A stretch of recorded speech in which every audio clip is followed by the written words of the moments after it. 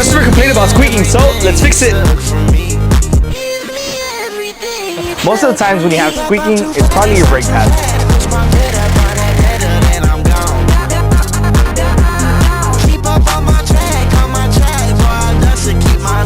Now that we took off the brake pads, we can see that the brake pads are completely worn out, so let's change them. Now that we checked out the brake pads, it's time to check out the rotor. As you can see, the rotor seems to be good. There's no scratches, so we're good.